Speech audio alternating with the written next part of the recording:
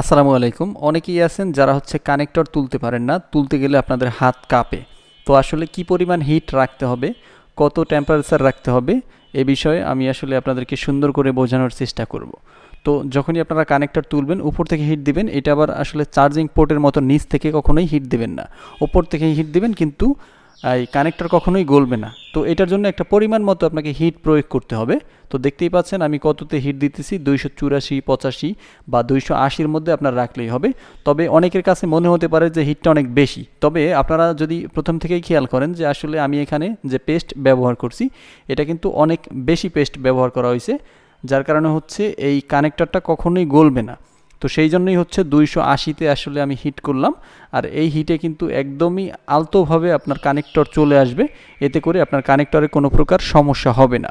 আর যদি আমি এখানে আরও গামটা কম ব্যবহার করতাম, পেস্টটা কম ব্যবহার করতাম, তাহলে হিট আরও কম লাগতো। তবে হচ্ছে একটা রিস্কের মধ্যে আপনাকে থাকতে হতো, যে সেটা হচ্ছে আপনার কানেক্টরটা গলেও যেতে পারতো। যেহেতু এখানে আসলে প্লাস্টিকের ব্যবহার করা হয়েছে, এই কানেক্টরটা কিন্তু আসলে প্লাস্টিক দিয়ে তৈরি।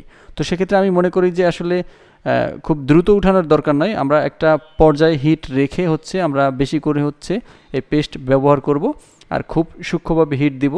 আর এক্ষেত্রে যখন আমরা লাগাবো তখনও কিন্তু হিটটা প্রায় 80 কিংবা হচ্ছে 90-এর মধ্যে রাখবো।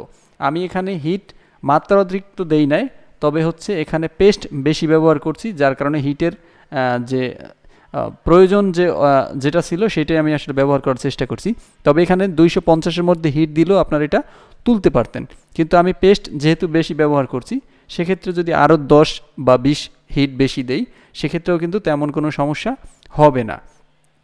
তো যারা হচ্ছে এই কাজগুলো করতে পারেন না, যাদের হচ্ছে প্র্যাকটিস করার দরকার, তারা হচ্ছে আপনাদের দোকান থেকে, সার্ভিস সেন্টার থেকে আপনারা পুরাতন যে বোর্ডগুলো আছে সেই বোর্ডের ক্যামেরা কানেক্টর আছে, তারপর হচ্ছে ডিসপ্লের কানেক্টর আছে, যেগুলো হচ্ছে একদমই নষ্ট ফেলে দিয়েছেন যে বোর্ডগুলো, ওই বোর্ডগুলো দিয়ে আসলে আপনারা এইভাবে প্র্যাকটিস করবেন।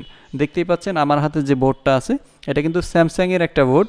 তো এই স্যামসাংয়ের বোর্ডগুলো অনেক আগের বোর্ড, যদিও এগুলো আসলে অনেক টাইট বা ফিটিং যেটারে আমরা বলি, আগের দিনের যে স্যামসাংয়ের যে বোর্ডগুলো সেই বোর্ডগুলো আসলে অনেক ভালো, যার কারণে হচ্ছে এই বোর্ডগুলো তেমন একটা ফুলে না। আর কিছু কিছু বোর্ড আছে যেগুলো হচ্ছে একদম বেশি অনেক আগের, যেমন আমি যদি বলি যে নোকিয়ার যে আপনাদের যে বোর্ডগুলো আছে সেই বোর্ডগুলো কিন্তু একটু পরিমাণ হিট দিলে, আপনি যদি উপর থেকে হিট নাও দেন, নিচ থেকেও যদি হিট দেন, সেক্ষেত্রেও কিন্তু দেখা যায় যে এগুলো আসলে ফুলে যায়।